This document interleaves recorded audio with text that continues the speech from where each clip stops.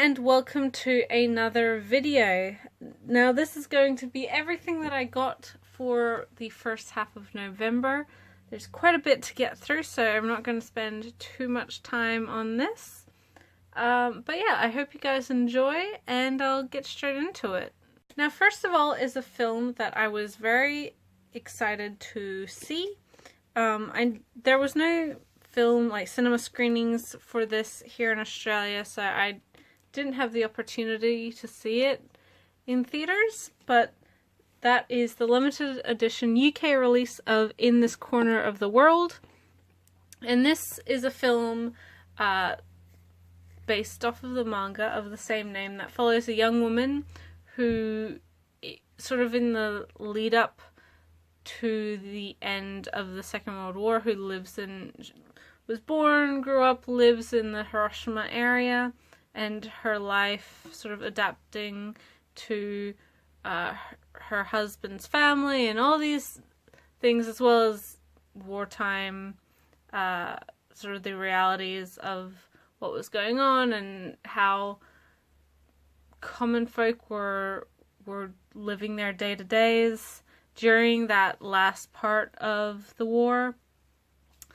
I would not classify this in the same level as like Grave of the Fireflies, which is, if you've seen it, just completely heartbreakingly, just very raw and frank and just horrific realities of wartime Japan. This falls a little bit more into like The Wind Rises, Giovanni's Island, which is not the Second World War, that's a different war, but in that it's covering topics in a realistic way, but it's not overwhelmingly full of despair.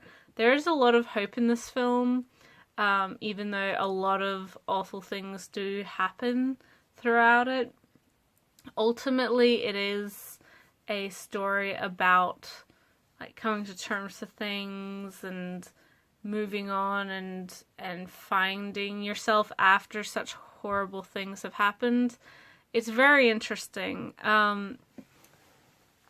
This particular release is, like I said, from the UK. It's actually a Manga Entertainment release, and you can see it has a outer clear slip, so there's clean artwork on both the front and back, and then there's the slipcase inside. This comes with both a booklet and some postcards of like key frame sketches, as well as a bonus disc full of extras, making ofs and interviews and things like that. It's a beautiful film. If you haven't had the chance to watch it yet, I would highly encourage you to. I know that it's just come out recently in the US, so it is perfect timing to get it. Yeah. Wonderful, wonderful, wonderful. One that I'm glad I finally got the opportunity to watch, and one that has pride of place in the collection. Next for anime, we have another film, and this is the UK release of A Silent Voice, the movie, by All the Anime, or Anime Limited.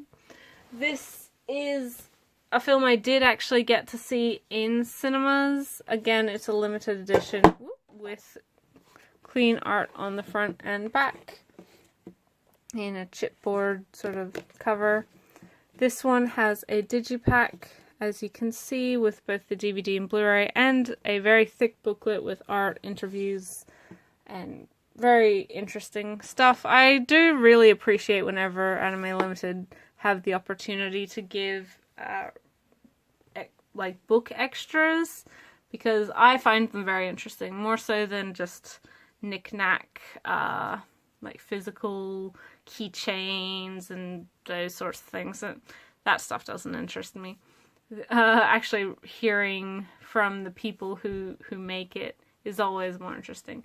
But anyway, about the film, it is a wonderful adaptation of the manga. If you are a fan of the manga, you will likely enjoy how KyoAni has chosen to make this film. It doesn't cover everything, of course, because this is an hour and a half or 2-hour film comparatively to 7 volumes of manga, but the story itself is very streamlined, it's very focused, and it works well with the decisions they made. Personally, going into this, I thought, when I saw it in the cinema, I thought it would focus a lot more on the film making aspect of it, because that in the narrative is sort of used as an allegory for how all of these kids, their relationships are developing and their interactions with each other, and culminating at the end in the festival. It did end in the festival, but the film itself throughout the movie was never really the focus of it. They focused on a lot of other things, which is not... Having seen it, it works very well, so there's no issues there. If you're not a fan of the certain side characters in the manga, you're not going to like them in this film. Yeah, the characters are very reflective and very true to their manga counterparts. So, yeah, if you have issues with the manga, then those issues are likely going to be in this film. But that being said, it is a marvelous, marvelous movie. I think KyoAni have done a fantastic job, and the actual manga it's based off of is very unique in ways that you don't necessarily see all that often, just with how genuine it is and like how it doesn't shy away from the cruelty of adolescence and childhood. Yes, so fantastic release for a fantastic movie. I'm so glad to finally have it. And yeah. Starting off with manga, we have the latest release of the case study of Vanitas, the latest volume 3, released by Yen Press.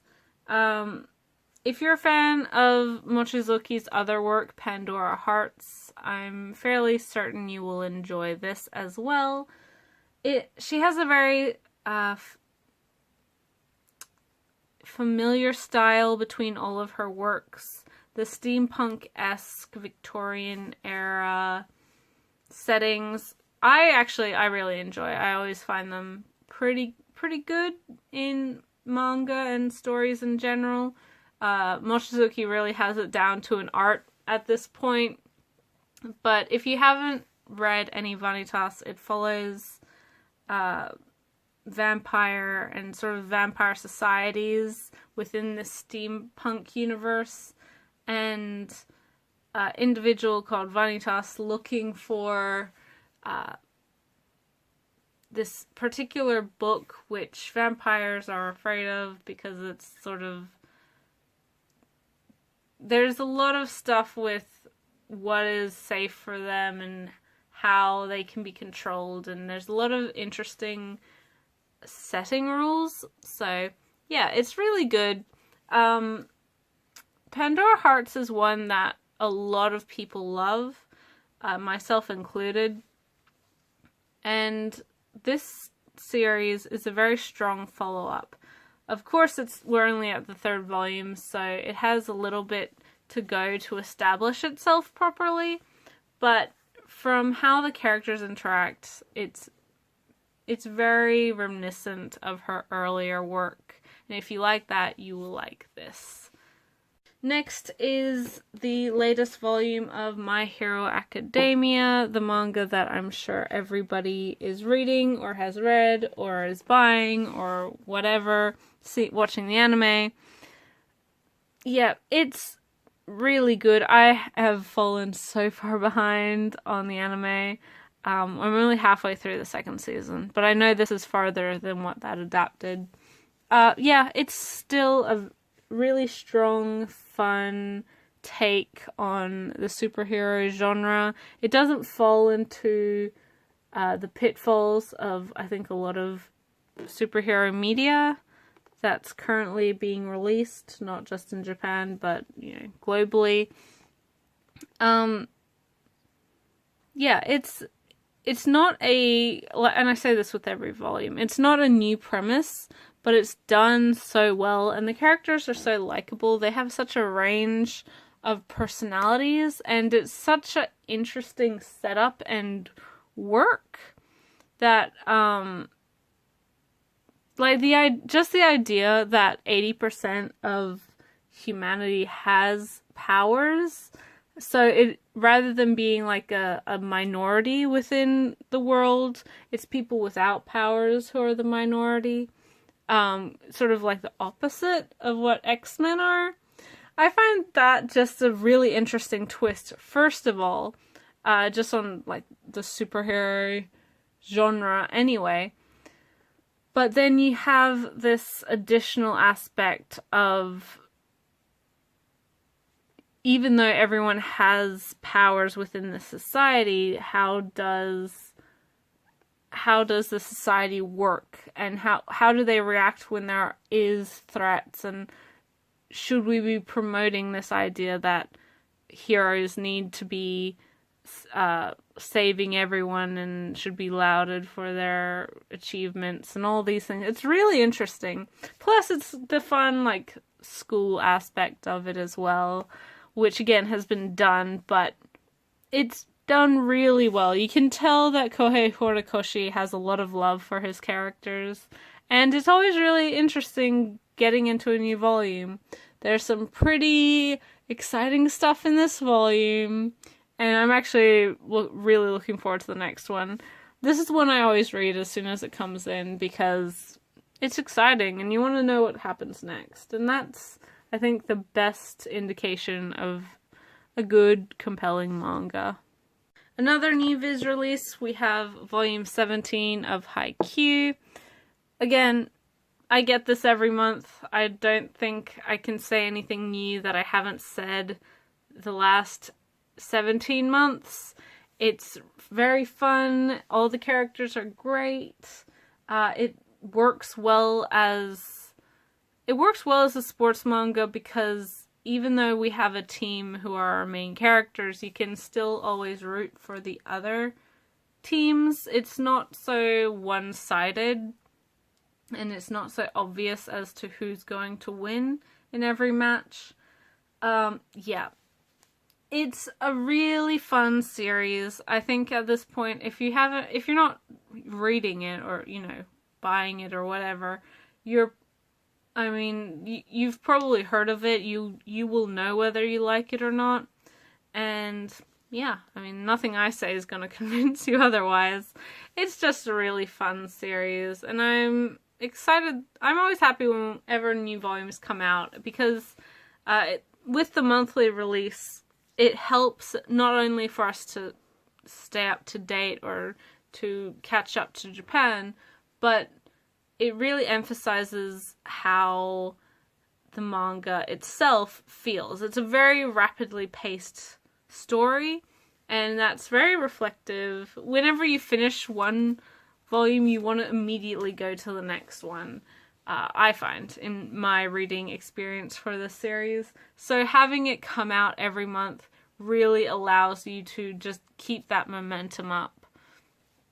So yes, volume 18 next month, volume 19 then the one after, and up until the possible 6-7 months. I don't know exactly how many are out in Japan yet. It's over 23, I think, so I don't know. We're probably going to stay with these monthly releases for another 6 or so months, and then we'll see. Another Viz sports manga, although this one is not a new release. This one's a couple of years old now at this point. Volume 2 of Mitsuru Adachi's Cross Game. So this collects volume 4 and 5. I have always wanted to read an Adachi manga. Cross Game is unfortunately the only one we have in English. I'd love to read Touch one day. But in saying that, Cross Game is wonderful. The fact that Viz released it in omnibus form so we could get faster releases, and so they didn't have to worry about whether or not an older manga would do so well. Was a very good idea in my opinion. There's 8 of these volumes. The first one's a 3-in-1, the subsequent ones are just 2-in-1 omnibuses. Yeah, it's great. If you like sports manga, you should definitely pick it up, because Arachi's works really transcend what you expect from sports manga. He is sort of the father of baseball manga. He didn't invent it, but he's the first mangaka people would think of, really, in Japan and I think elsewhere when you are talking about baseball manga. There are some fantastic baseball manga out there, like Ace of Diamonds,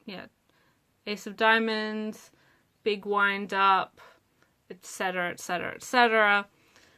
Arachi is always sort of regarded as a cut above those because they're more than just the sport. It has a lot of interconnecting things, a lot of the character stuff. Yes, so it's always wonderful when we can get a popular in Japan manga release in English, because it's nice to have parts of or it's nice to have releases of things that aren't necessarily as popular or will be as popular in English-speaking territories available, because at least you have the opportunity to try it. Yeah, so Cross Game, wonderful series. I haven't read a huge amount of it yet. Obviously, I only have the 2nd volume, but definitely one I would recommend as a must-have, especially if you're a sports manga fan. It's great. Then back to new releases. Speaking of A Silent Voice earlier, we have To Your Eternity, Volume 1, released by Kodansha. This is Yoshitoki Oima's newest series. It is marvelous. I'm going to do a longer or a more focused video on my thoughts about this particular volume. I'm going to do a first impressions video, but it's the setting itself is completely different from A Silent Voice, so don't go into it expecting that, but I think the cover is indicative enough of that. But it still has very, heartbreaking, emotionally disquieting parts of it that A Silent Voice is well known for. It captures her style it's her style very obviously, but the change of setting breathes a lot of life into it. I cannot wait for the next volume, because how the volume ends is almost chilling. It's really interesting. I cannot wait for more. And yeah, fantastic release. Thank you, Kodansha, for bringing us good stuff, as always. Another Kodansha release I'm always excited for is Volume 4 of Descending Stories by Haruko Kumota, the manga about Rakugo and family and friends and relationships and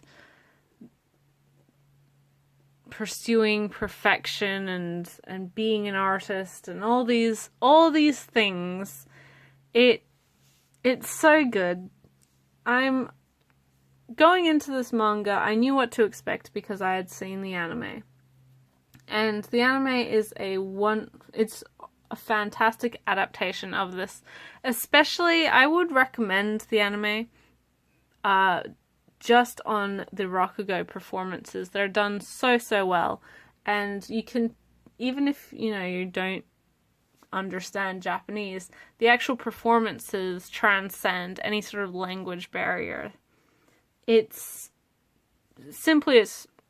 marvelous. It's just a fantastic series. The manga is also wonderful. I love how they translate it, how they decided to differentiate between spoken word and then Rakugo performances. The characters are still just as complex and interesting and likable and despicable and all of these things. It has a level of complexity that you don't see in a lot of manga, and Kumota really captures it very, very well. She captures the period of the setting and sort of the flashbacks, the past, incredibly well, because Rakugo is at that point like an evolving form. It hadn't changed yet, and it hadn't, but people were sort of embracing it again, and they had to try and stop it from falling back into obscurity and all of these things. It's a fascinating time period just because of that. So the story does that aspect well. But I've said this before, I've said it about the actual anime adaptation. Yakumo, the main character, is probably one of the most complex characters I've read in media, sort of full stop.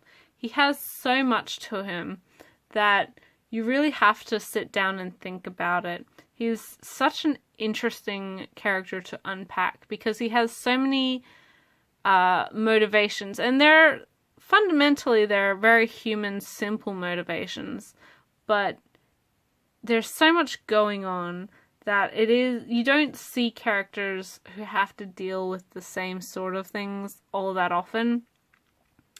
And having seen the whole show, I know which direction it goes. It just gets better from this point. With each volume of the manga, it just keeps improving.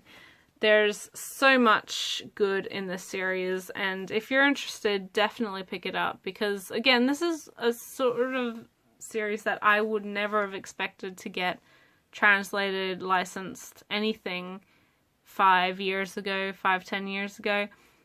We're so lucky to be in the current market and having the licenses that we do now, because yes, wonderful, beautiful pieces like this wouldn't have been published, or have a very low percentage of being published previously. And yeah, one of my favorite series coming out, when I'm always happy to support, and when I cannot wait to own in its entirety. Again, speaking from earlier, I have in this corner of the world the manga of the film I showed off before.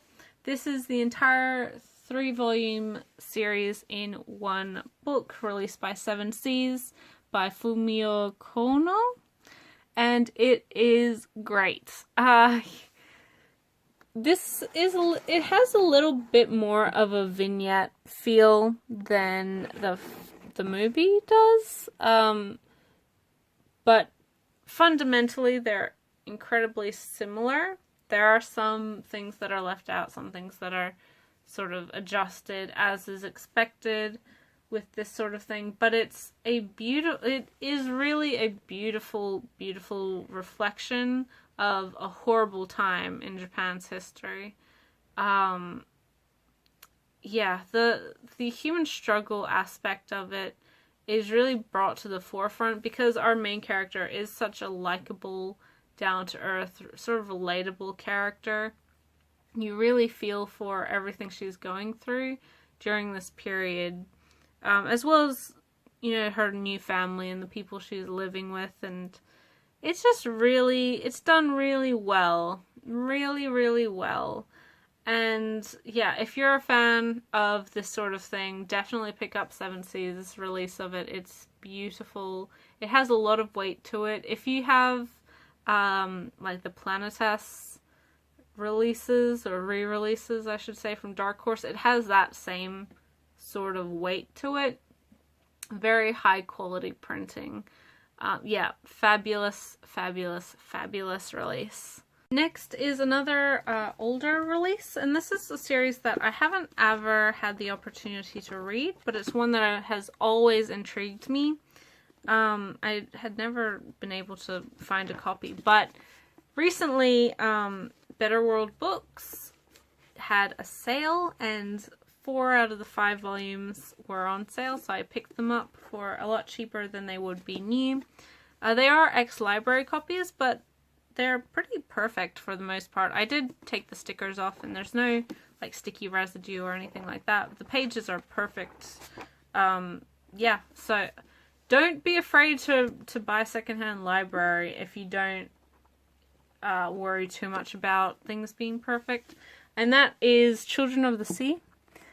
And so I have the first 4 volumes out of 5. As you can see, like the only real issue is the bottom of the spine on this one. There's no, I don't know.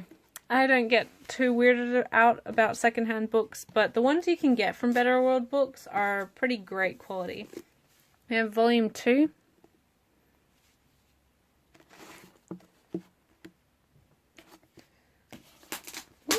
Volume 3.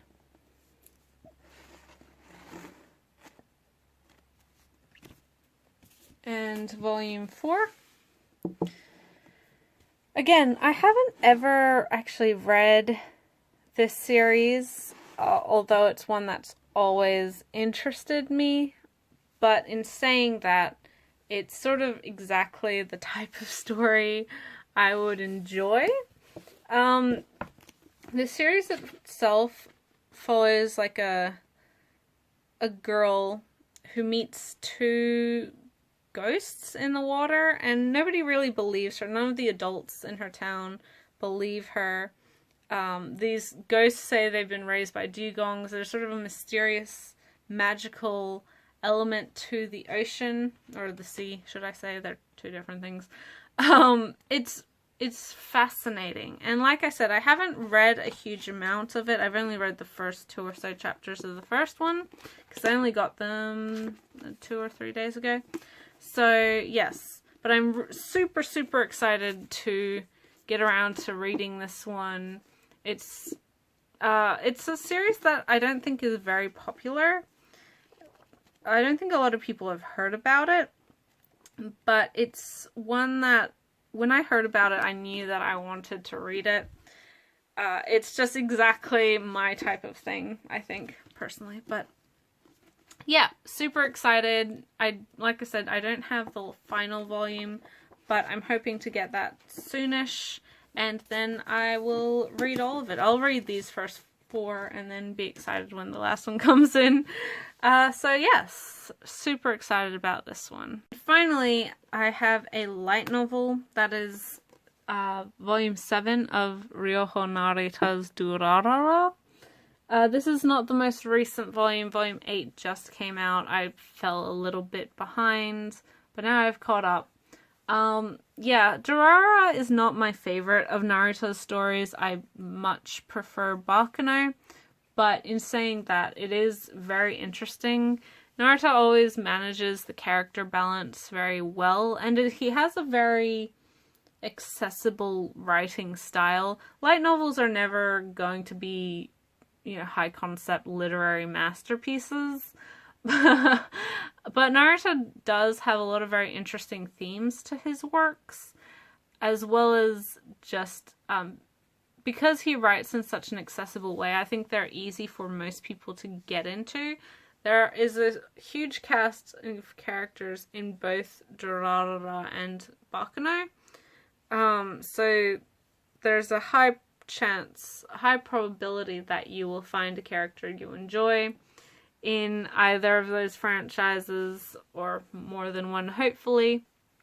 Yeah, I haven't read this particular volume, but it's nice to actually catch up again because it's been a while. From the looks of it, this looks to be, yeah, certain aspects with bodyguards and pharmaceutical companies and all these things, Psycha, and I've seen the anime, but I don't really remember a huge amount of it. Durarara, it's always good. They're short novels, you can see. I mean, it's a light novel. It's not gonna take up a huge amount of your time if you're wanting to read it. Oop. I always try and get people to read more light novels because we have so many coming out. Previously, there have been so many wonderful ones. Spice and Wolf, of course, is an obvious. Yen has done a really good job placing themselves in the light novel market. Kieli, one of their earliest releases, and Book Girl are two of my favorite, in addition to Spice and Wolf and of course Baccano. Current light novel trends are very random dude in a fantasy world that isn't really my cup of tea, but hopefully with the growing popularity of light novels, we will have a growing popularity of the variety of light novels come over in English. So yes, it's not a perfect series, but it's still fun, crazy, wacky. If you're a fan of the anime, it's definitely one to get. And if you haven't tried Baccano, pick that one up because it is marvelous. And that's everything that I got for this first half of November. Geez, the year has gone by so quickly. But thank you guys so much for watching.